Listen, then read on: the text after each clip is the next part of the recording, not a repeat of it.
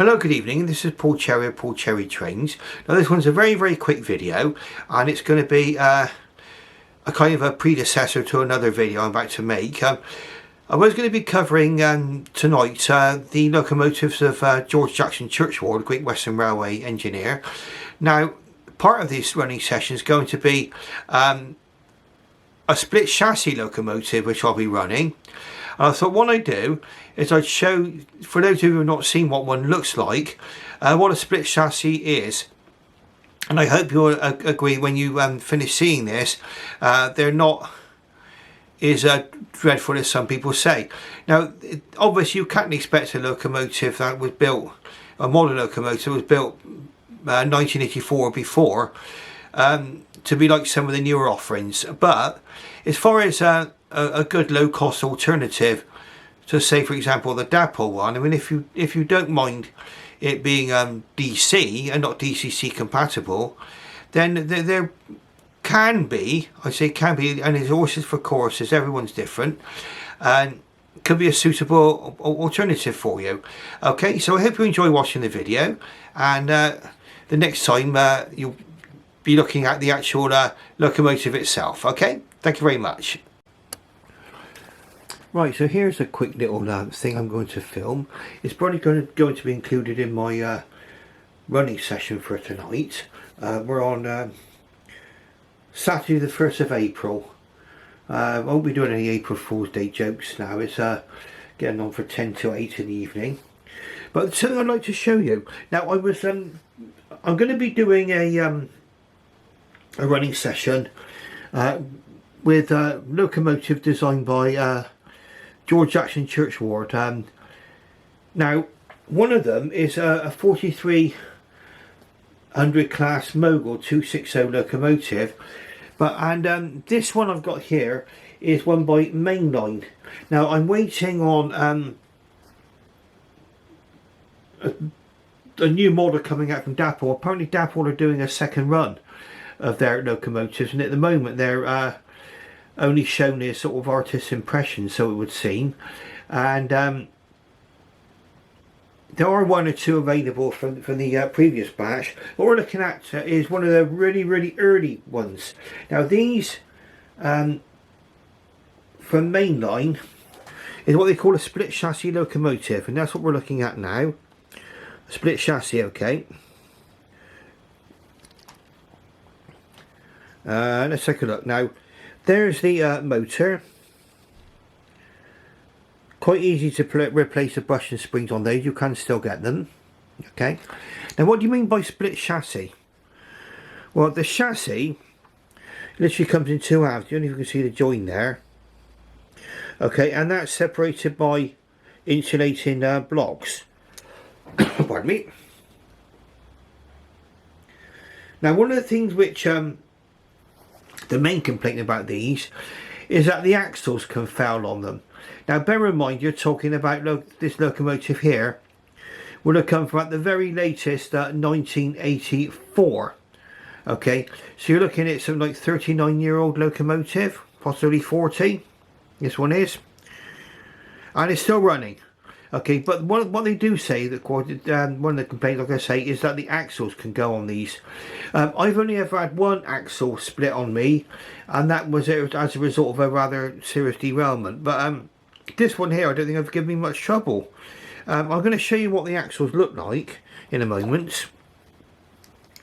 Now, once you remove the body, which is just two screws, there's a base plate there, complete with two screws there. So all you have to do is all you have to remove to get at the base plates and underneath. Okay. One of the advantages is there's no pickups to worry about. No wires. Where these fall down slightly is that they would be difficult to convert to DCC. I think it can be done, but it would be tricky, obviously. But if you want the DCC version, you'll be literally looking at spending about 150 quid from Dapple just for a DCC ready version. But you've got these two screws here, which you undo.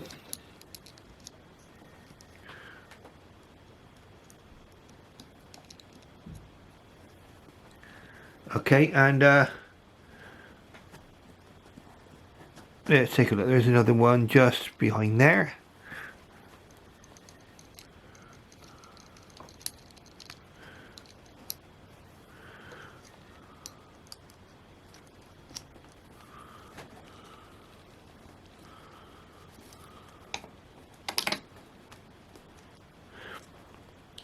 And then the base plate just lifts away, complete with the screws.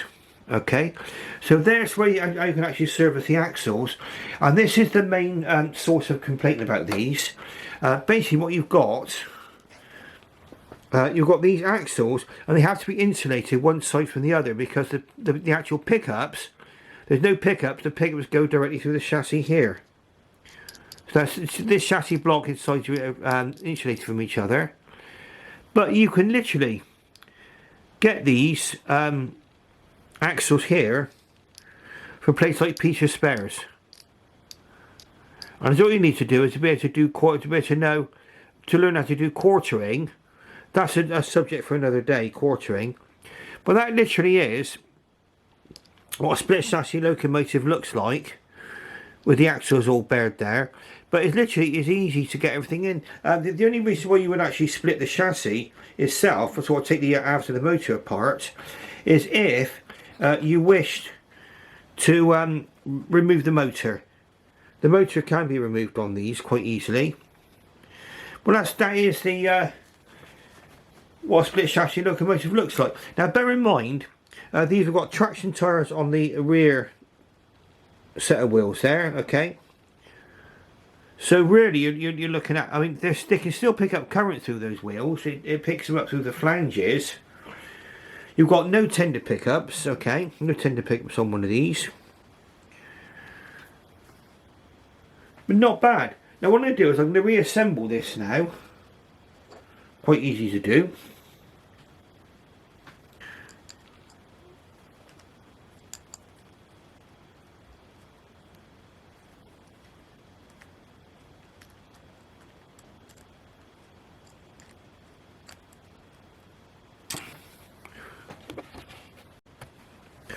So about the braking continuity there, just had to come off camera just for a second. But literally, to hold that base plate on, there's just one screw there, and the base plate lifts out. Okay, so we've got access to the axles for lubrication. Okay. Now what I'm going to show you now is basically this, what I've got here, something I can recommend, a little product. This is silicone grease, okay. And that's pretty good for putting on gears and things. Not bad at all. And you do get quite a lot in there. I've used that for all kinds of applications. You've got 80 mLs in there, 80 millilitres. That's quite a nice one. That's silver hook silicone grease. Okay. Or if you're there's another one which is hobby lube which you can use. I've used that before. Okay. Now what we're going to do is we're going to watch this one go round on the actual layout without the body. Okay, so you can see what it sounds like and looks like.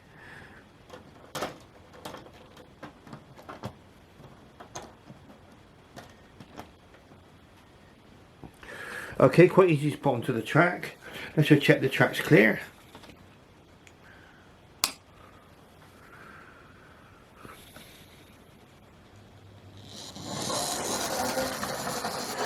Right, so what we're going to do is we'll be filming this going around the track now. Okay, so as you see, points are no problem for it. Not a bad little runners these. I mean, you've got to bear in mind that this locomotive will be from 1984 at the very, very latest, which is when Palitoy the parent company decided to stop building modern railway gear. And then it went over to Replica Railways and went over to eventually Bachmann. And some of these split chassis designs carried on with Bachmann, with bigger motors and stuff.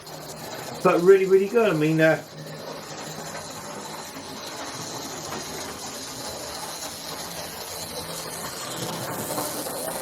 this locomotive is at least 39 years old, okay? You see that go around the track quite nicely there. Not bad at all. And again, smoother and smoother as we go.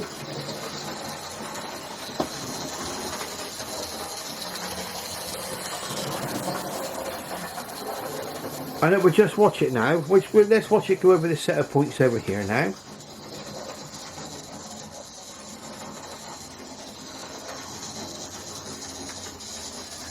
No problem at all.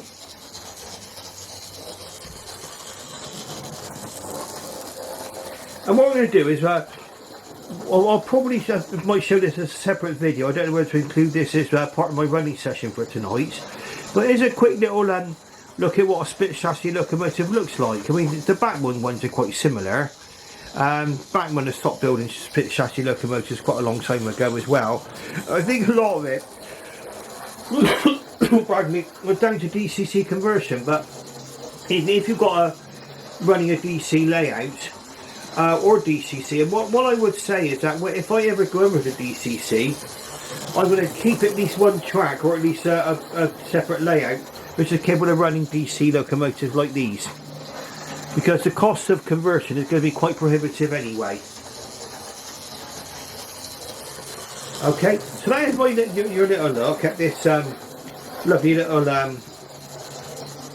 Mainline 43XX chassis going round and round the track. And what we'll do is that next time you'll see this locomotive, you'll see it in an actual running session, okay?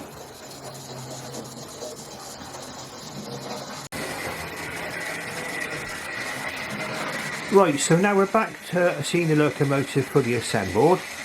As you can see, it's running around the track quite well.